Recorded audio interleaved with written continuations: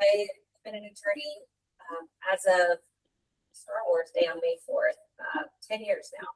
Yeah, thank you. Yeah. They were, I had Atlantic cake toppers for our wedding, so I was very happy when the WSBA gave me that day for my license. Anyway, I did litigation mostly in estate planning for years, fractional general counsel work. And then I moved into tech and was product counsel at this tech startup, and I loved it. Learned a lot about how startups work, and one of the last projects I worked on was helping with their iterating on the AI that they were building. It was an estate planning platform, and yeah. So now I have Beatsley, I have Cody, which I'm talking about today, and I also have Art House Legal, which need help with fractional general counsel work, licensing contracts, things like that. And you're based here in Washington, I can actually help with that. But I think that, like you, English major, I think that has helped a lot. And with some of the challenges, I also am an artist and I do woodworking and stuff. And I think that has kind of helped. Like, I'm used to creating myself and doing things literally with my own hands. And so, and also kind of the cockiness of like, not for you actually in doing all this, but yeah, I think why the hell not? I can build a goddamn chair out of wood. You know, I can make an app. So, you know, not as easy actually. So there's a lot of other problems behind the scenes here, but I think that kind of answers. Yeah, I think most founders need to be irrational. Yeah, It's too hard. How did you come up with the name for your house? I actually like the name Cody I have 3 daughters for one of my kids, and I was just like, I was like, this is a really cute name, and it just got Cody. It just kind of rolls off the tongue, you know, because I came up with a bunch of different things, and then when you say it out loud, or I tried to like play with sentences of like, I use it's like it's easy. Found out later after creating the LLC and doing all this stuff that there's a hell of a lot of companies called Cody that have to do with tech. It's like, shit, now what do I do? But I don't know. I keep waiting for someone to be like, you need to change it. It's not gonna. Go ahead. Oh gosh. Yeah, so I went the other way around. I went on Cloudflare, thought of a bunch of names, looked up the domains to see if they were available. I think I bought like 15 different domains. They were really cheap. They were like $5-10. So I was like, okay. So I experimented with like FounderNav, Founder AI, a whole bunch of different things. And then I wanted to understand, okay, which of these are trademarked, right? Like I know enough to be dangerous. So I'm like, okay, now I need to figure out which trademarked. All of them had some type of trademark on them. I was like, okay, I can't use any of these, but I've got the domain. Maybe somebody wants to put it. So I needed to get a little bit more creative. And so I started playing with words, chatting with Claude, right? Okay, so being a founder is aspirational, right? Like, so I started with Aspire. Of course, Aspire is used a million times over in its full spelling. And I was like, how can I truncate this? And it became Aspire without the E because it stands for, you know, spire, which is like to the pinnacle of something. And Asper, which is to breathe, to give life to something. It just had a lot of different meanings and contexts. And I was like, yeah, from a marketing perspective, I could use this from a variety of different storytelling things. So Asper stuck, and that's how it is. Yeah, and I've had interns work with me from like all over the world, and some of them prefer to say Asper, some people prefer to say Aspire. So now I'm just like, how do we, you know, what pronunciation is going to stick?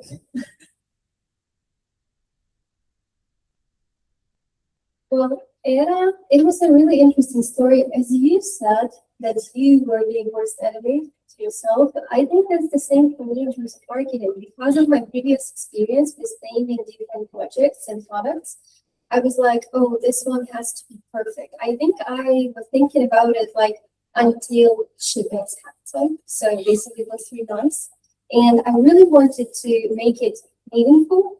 So I was looking for some word that would actually have something in it. And I remember that I was like, well, it should be like a name, probably like a female name, but not something specific about period or trekking or something like that. So I was brainstorming also with Gemini, and by some point I realized that Era, I also have this tip in mind that if you can call your dog its name, so it's easy to pronounce for users. And so I was like, Era. Well, my dog's name is Chini, so I'm like, Chini, Era, why not? And then I was like, also, it's like, Era girl, like you did a good job. So I really loved it. And then I checked Dublins. It costed $15, and I was like, yeah, you got it.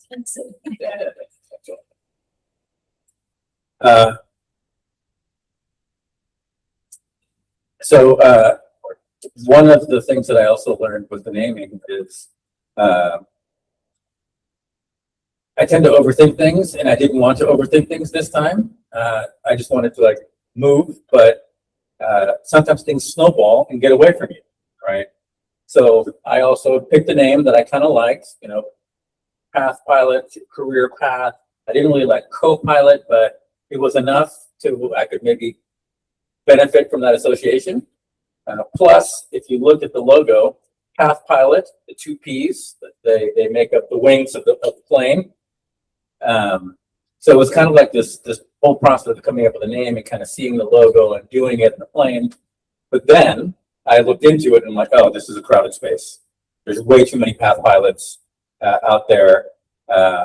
It was hard to find a domain that worked. So now I have it, but I'm really struggling with whether I want to keep it. Like I've done all the analysis, and all the clever AI analysis says it's a crowded space. You're not going to stand out. Change the name. So I'm thinking about it.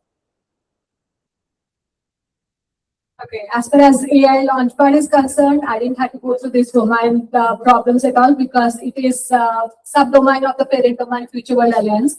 So it is included as part of the domain platform. But as the name indicates AI Launchpad, I wanted it to, just the name should reflect what we are trying to do. AI, we are launching the AI, and that's the platform we have, AI Launchpad. So maybe a project. Yeah. Thank you all. This has been amazing. In looking at the sign-up list of everyone, it's a sold-out event on a Friday afternoon, the long wait list of people on the live stream. Only serious folks really show up at this time of day. About half of the people who signed up listed themselves as startup founders or stealth or kind of in that stage, and the other half were from big tech. Probably tinkering, thinking, entrepreneurship curious, probably playing with Lovable on the side, trying to figure out if they can ship their first app. My question is around leveraging your network. So when you were at that moment, either as a first-time founder or a repeat founder, if you were a big tech thinking about starting your company, how did you start to socialize? Who did you talk to within your network? I would love it if you could share a story with everyone here on once you kind of gained that conviction for yourself, how did you light up your networks to help support you in taking that next step and on that launch path?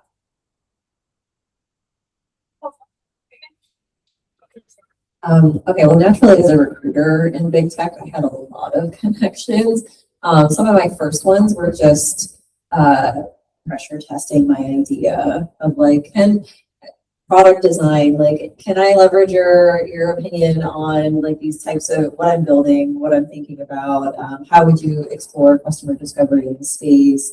How would you approach these types of things? So it was just little small questions. And I think I found that most people that I've worked with previously were inspired by what I was doing. And they saw me working in public on LinkedIn, and they were reaching out to me sometimes to be that was really cool. I really want to know how you do this. And so I got a lot of questions at first. What I found though in my network of big tech people was that most people were very startup minded. And so I needed to actually build a new community of startup minded people. And so it started with going out into spaces like the AI House, UW, CoMotion, all of these events and activities, and inserting myself and just having conversations and meeting with like-minded people. And then from there, it was like, I have the skills, let me build this community as well. Let me be a part of building it and add value as much as I can, which is how I became program director of the Founder Institute and wanting to build a community for founders that looked like me, had non-technical backgrounds like me, and leverage my ability to recruit mentors in the space and create that space that I wanted for myself as well. For me, it's, as I mentioned, it's a product and the platform that we are trying to showcase, and also the program. So it's not the software, it's not the founder's view, but it's more towards the how we are going to scale this program and then show the impact. So it's not less than an experience similar to a founder, because it felt like, how do we make an impact? How many learners we can, even though this is a free online program that we are offering, the challenge is to keep the interest going for all through the cohort, because it's a 4 weeks cohort and we need to make learners stick to the end of the cohort and they need to finish the program. And sometimes it's so like people register and they don't turn up. So that is the most challenging part. And there are a lot of features that have been included in the program, with the live sessions, with the leaderboard, wherein they'll have a lot of gamification plan. It's all fun and also learning experience. So that's how my experience is completely different than all these founders here. It's different, but it's, oh, okay. It is different, but it's still very valuable. Okay, so I guess that this from the startup work from home, it was a bit easier for me, but the problem was that I have majority of my connections from Europe, not from US. I moved here only 2 years ago. So that's why it was the question, like, how would I find all of these new people from US that I can connect with? So I decided to share my founder journey from day zero. I basically even didn't have a finished concept in mind, but I started sharing on LinkedIn, and somehow people started connecting with me, started supporting what I was posting. And another point is that I have a really close friend who is also a founder, and he did the same. Like he shared all of his journey, but on the same page, I wanted to ask him directly about lots of stuff. So I was privileged to do so. And I think that the last point is that I started going to AI House, to different events with AI in the name. And I guess that the biggest challenge for me is to be brave enough to meet this new people. Because when you're building something and you are this person who has to believe in your product the most, you have to do this like repeatedly, like 100 times per event, to pitch your product in 30 seconds, to somehow build this trust with new people. And I think it's extremely exhausting for me to do so every time, but at the same time, it's extremely rewarding, because I met so many awesome people. And I believe that every time going past my comfort zone, it gives me much more than I could expect. Everything you said. So similarly, I've been building in public. So even when I first started building my first custom GPTs, I started posting about it and seeing a lot of resonance from the community, people asking how do I do it. And so that just continued. So it was going beyond my own comfort zone and just beginning to like publish, talk about it, post about it constantly. And that did drum up a lot of interest and new connections. It expanded my network quite a bit. And through that, I also got a lot of feedback about what I was building and how I was building it. I also put myself into situations, bless you, where I had to do things I was uncomfortable with. Like I started doing some live demos on YouTube or on LinkedIn. So that kind of helped. I think that the building in public was probably the biggest catalyst.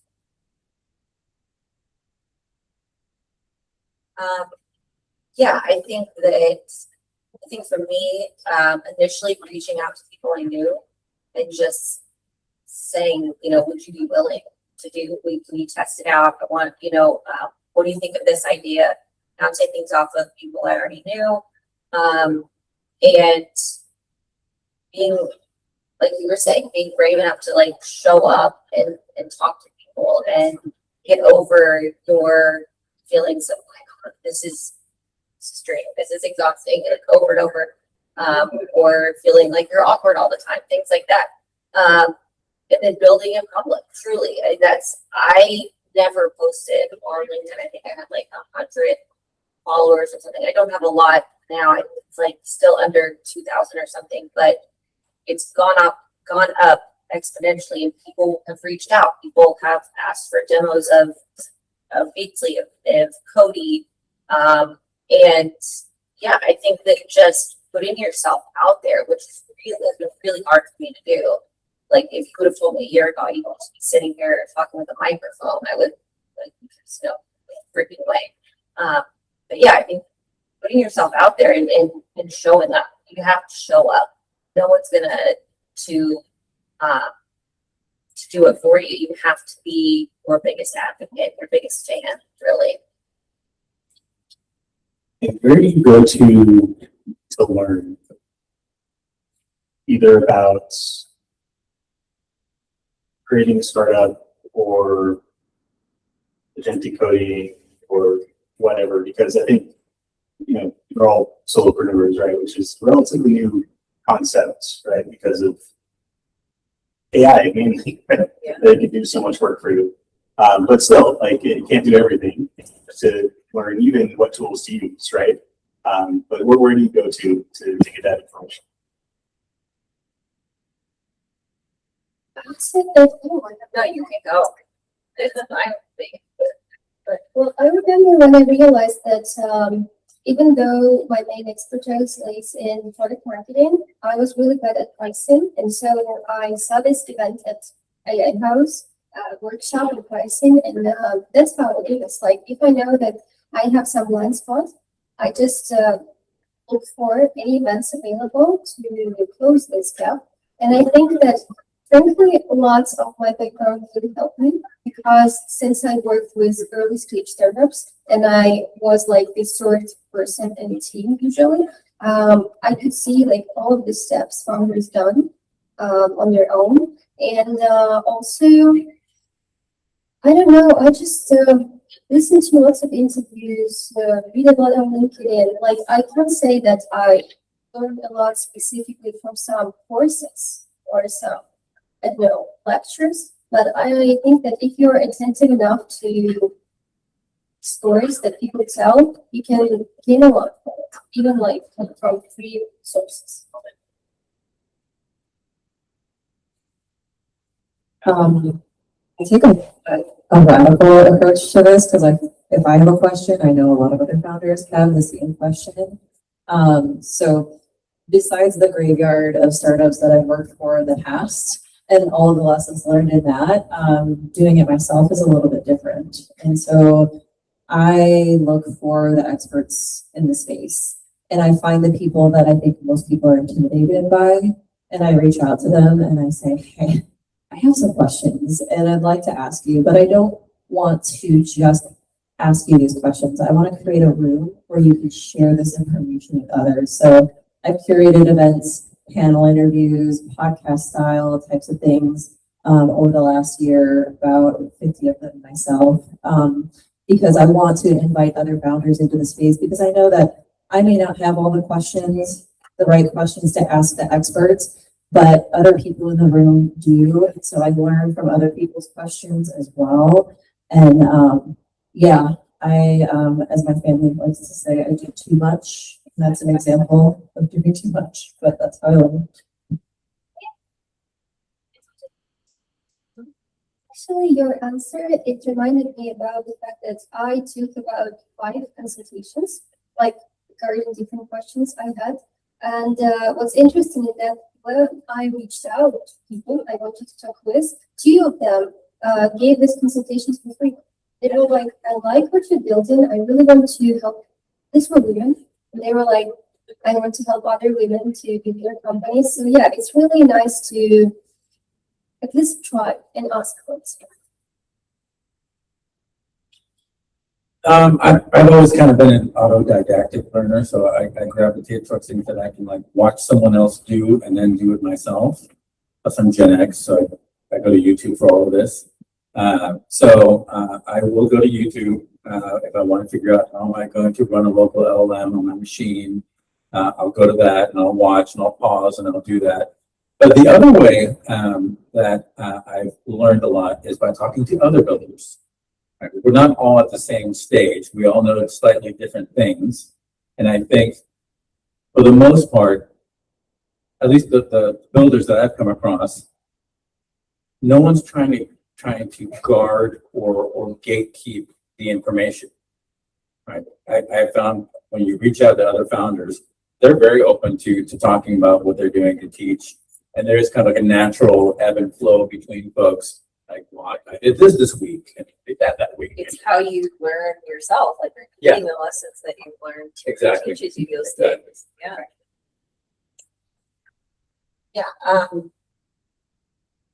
That, that I was gonna say something else, but that reminded me of, my first exposure really to an event with other founders and other, solopreneurs and things like that was the Geekwire Gala in December. And my husband's a lawyer as well. Anybody needs litigation, I'll go to him. He's at Kano Gates. But he was introducing me to all these people. And I just remember we had gone to his boring firm Christmas party first, and then we went to Geekwire Gala, and I was like, oh, these are my people. This is why I loved my clients when I was doing private practice work, but like there's something to that. I'm like, there's no gatekeeping. Everyone is so excited and so willing to talk to you and so willing to be a champion for you. You just have to put yourself out there. And I met people, AI House hosted something, a thing in January. I met Brandon Fishkin, read his book. I didn't know who he was at first.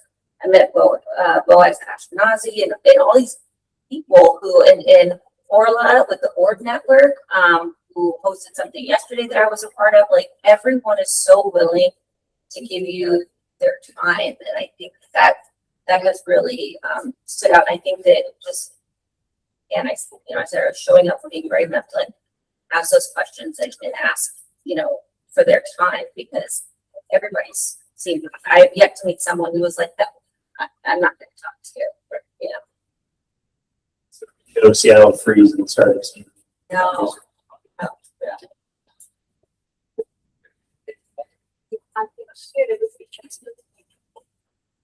So as I not only build a platform, I'm also in the area where I need to be constantly updating myself with the AI tools that are there in the market so that I can churn the curriculums frequently. So, but for this, I keep myself engaged with a lot of Maven courses. There are free lightning lessons that happen on Maven. So I sign up for those. If I'm not able to attend, there is a recording that they send. Lenny's podcast is one that is a very good resource. All these AI tools, they also have newsletters, and also they provide live demos and videos which are on the YouTube. So I subscribe to those. So whenever I get time, when I'm driving or walking with my dog or something, I just keep those videos on or the podcast on. I keep listening so that I'm up to date with whatever, at least to some extent, whatever is happening around, so that I can help my learners in the community with all the latest tools that are needed for them, not like expired or whatever. If they're learning this, joining this community, then they should be happy saying that, okay, this is what we are going to immediately use back into our work life. So it's like a learning process even for me.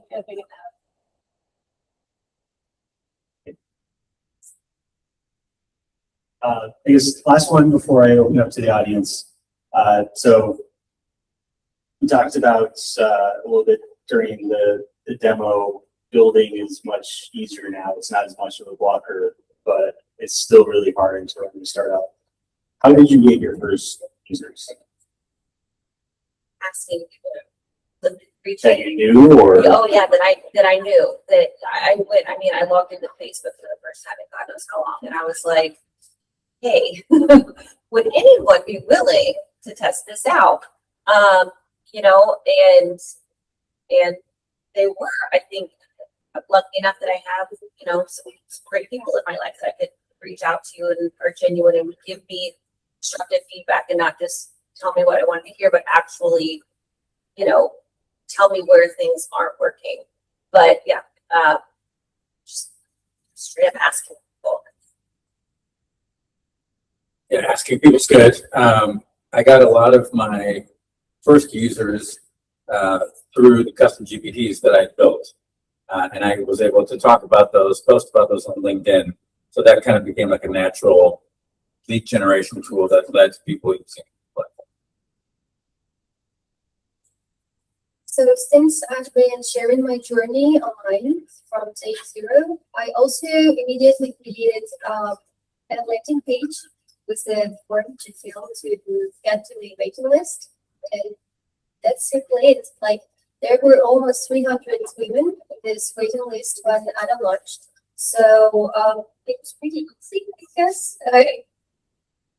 It was not the easiest in terms of like converting free users to paying ones. Yeah, of course, that was the challenge because most of the people who bought it first, they were my acquaintances, previous colleagues, so people who trusted me, who were not thinking like, I don't know what is this product about. I just trust it. I want to give you my money. And only then, when I started adjusting some small things in the onboarding that I added, like personal touch to emails when you signing up to the product, people started somehow like even answering these letters. So for me, it was actually really funny that I started receiving like some notifications about bugs. Like, hey, I don't really like how it works. Can you please fix it? And I was on the move because it was like, if you care enough to write to me and to tell me about that something is broken, that means for me that you are engaged enough. So yeah.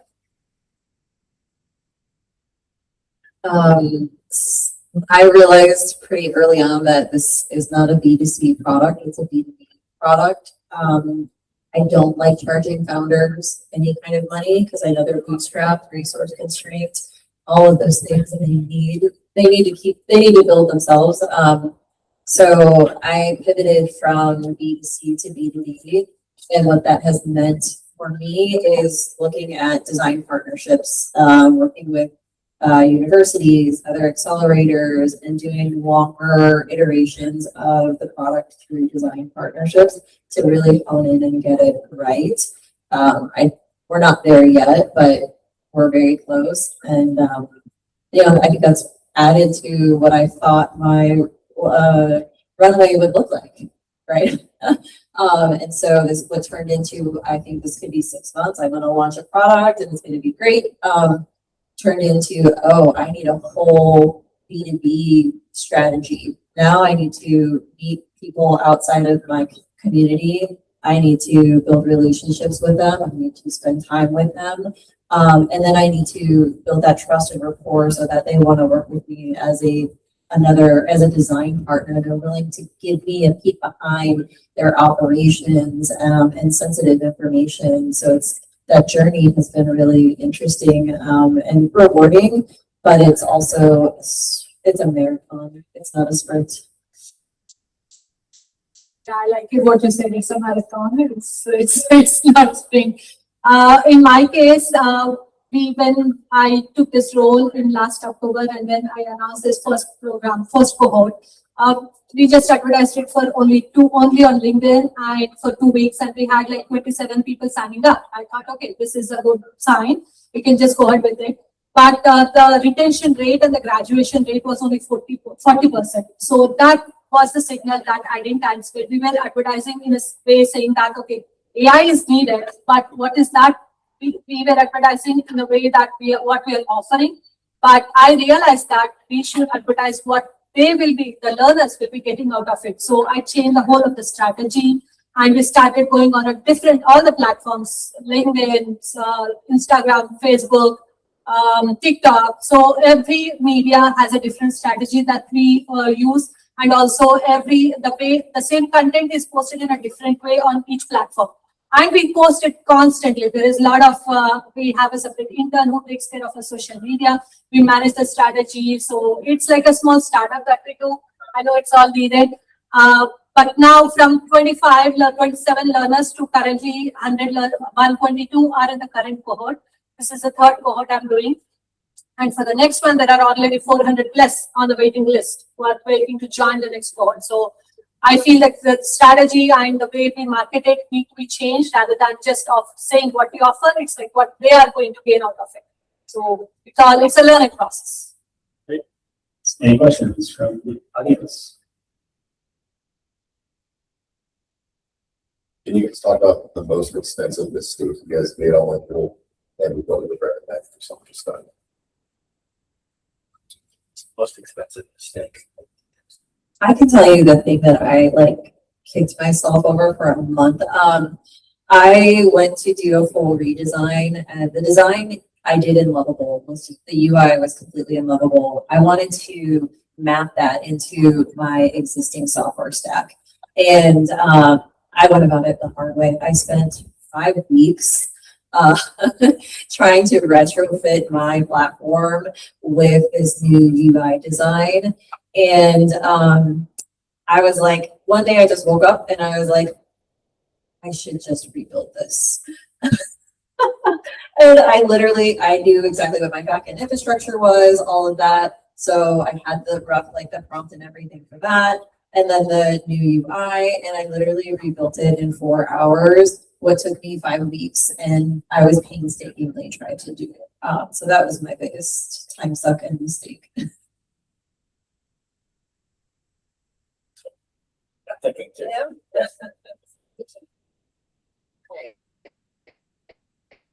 So other than, what I talked about before with the issues, with Cody, I haven't had any other issues that I know of. If anyone sees an issue today, well, Cody or later, let me know. But with Batesley, I think that I had to bring in a dev team because I did as much as I could do vibe coding, and I later learned by talking with these guys that some of the ways that I had prompted in Claude Code initially it was 1,000 lines of code for something that should have been like 3 or 4 lines. And so it's currently costing me because the Batesley, I have to be SOC 2 compliant. I have to have HIPAA compliance. It's going to be law firms using this platform. And so that's what I've learned is that for apps like Cody, that's easy to vibe code. But when you really start needing enterprise level security, I don't know how much this is going to cost me, but it's going to be painful. It's going to be worth it. But yeah, I think that knowing where the limit is on where a vibe coding stops, and you really do need to bring it literally the professionals. Maybe I'll jump in there. How did you figure out where that limit was? And for anyone else on the panel? I created different levels of users based on user authorization, what's the word? Permissions, basically, like an admin level person at a firm versus a paralegal or legal assistant. And so I created these different avatars basically and tested it out and realized that I was having access to files that I shouldn't have had access to and that were supposed to be basically siloed for firm A, but the person in firm B could see it. And I was like, oh, this is real bad. We cannot watch this now. This is catastrophic lawsuit level stuff. And so that's when I on that work. Great dev team that they have saved life. So I'm just glad that I didn't have any real users at that point, but I basically played around and discovered it myself. When you found those issues, did you find them? Or how did you discover that? What, can you say that again? How did you discover it with like Replit or Placo? Did you, so it was just this, did the user, like you were literally manually going in or? Well, no, I was so outside of Lovable and Replit. I acted like I was just a third firm, just playing around with it, pretending to be, I wasn't on the admin side at all. And I wanted to make sure that everything was siloed the way it was supposed to. Yeah, and so just playing with it as if I was a real user. Most expensive mistake I haven't made and I have made, because I was gathering people's resumes and those resumes have email addresses, sometimes phone numbers. I started to freak out a little bit about PII, right? And then I started to freak out about GDPR. And then I started to freak out about, California's Privacy Act. And so that became kind of the thing that I wanted to avoid as being an expensive mistake. So I've built in some things to like, I can't totally waive away liability, but I'm basically saying buyer beware, you're using it at your own risk. And that buys me a little bit of protection for a little bit. So that's one mistake that I haven't made. The mistake that I have made, I feel like the investment of time has been the biggest thing. Because from a money perspective, it costs money to be on the platform on Lovable, right? But compared to like hiring a dev team or something, it's almost negligible. The problem with that is that you can start building and keep building and keep building and keep going and keep going. At some point, the momentum of what you've built makes it hard for you to stop and reassess whether what you've built is any good. And for me, life happens, things happen. I had to take a hard stop, took a break for like 3 months where I could not work on the platform. But that ended up being kind of a blessing in disguise, because then I could look back before I jump back in and say, like, these ideas I wanted to build, do they make sense to build anymore? Does the whole thing make any sense anymore?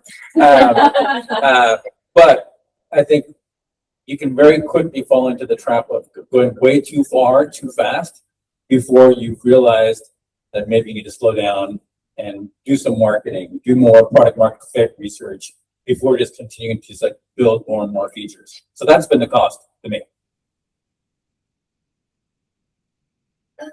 I think that, well, some context. My husband is a software engineer, and from day one, he told me that you don't have to trust any AI platform 100%. Like, unfortunately, there will be issues with your code, and you have to actually read your code. I was like, you're crazy. I don't know how to do so. Like, thank you for this advice. So, like 3 months into building it part-time, not 3 months, 1 month into building it part-time after part-time, I was like, okay, so I'm spending like several hours fixing this one bug. Somehow my code simply was duplicated some time ago, and I have no idea what to do with it. So I went to my husband and I was like, could you please make an audit of my code? And he was like, that's absolutely awful, because it makes so many mistakes for you that you have to hire someone. So yeah, I simply just through my personal connections asked him to do this job for me, to audit it, and it did something. He helped me to get rid of these duplications, and it really helped me a lot. Like after that, I didn't ask him for any help because it somehow fixed everything. So yeah, I simply recommend to check with someone who knows how to fix code. Yeah, so I can say with respect to building on Lovable, because everything, every prompt that you give it to Lovable eats your credits. So it was easy to fall into that loop. As in, when I started building on Lovable, I was giving all the prompt at time and what I want to build, everything in one go, hoping that it will build everything at once, and then I'll have the final output. I don't need to wait. But when I saw the output was entirely different, because it had few assumptions that I didn't mention about, and my prompt was not clear.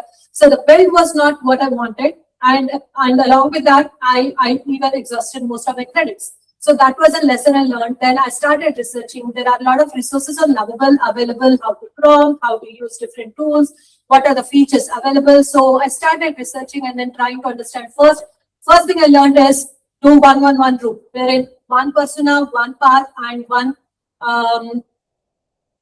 persona, one user, one persona, and one path at a time. Wherein for one particular user, if this is a persona, what is the path that happy path for him or her? So that's where I started building step by step, and that gave me a lot of insights on how Lovable understands and how it actually even takes the credits, how much credits it consumes.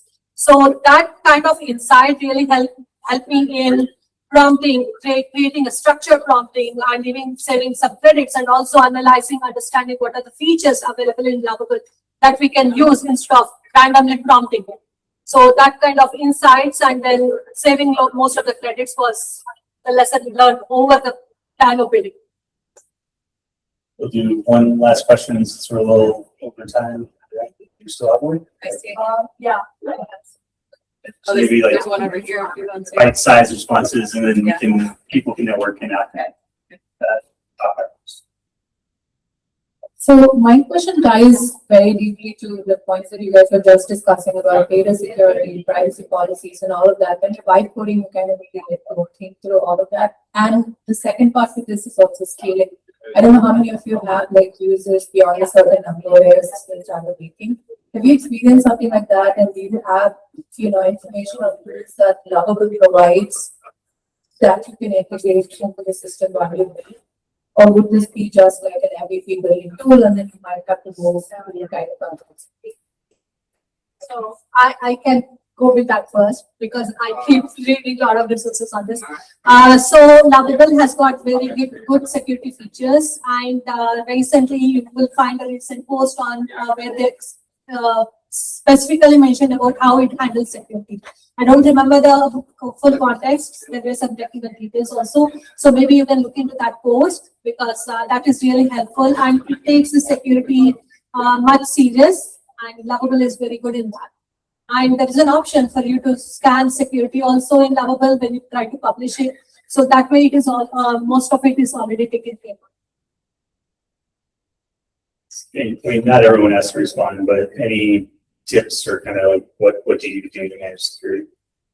One thing I've been doing recently. So I use GitHub to pull down Lovable's code base to my machine, and then I use a different AI. So I use Codex locally, and I say, have a look at my code. Are there any dangers? Can you tell me what I need to do? If there are any dangers, give me the prompt to give to Lovable to go fix it. So getting like a second opinion from a different AI has been really helpful. And I agree that the security checks that Lovable does is pretty good. It's pretty good. I discovered CodeRabbit early on, and so as I was pushing to GitHub, I was having CodeRabbit do reviews. I wanted additional fallback on that, so I also included Sentry in there to monitor errors and things like that.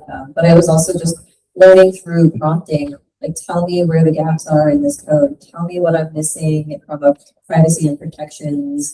And it would give me a list of things, and it would say, these are the things that you should prioritize, and then these are the things you should work on later. And so just one by one going through those.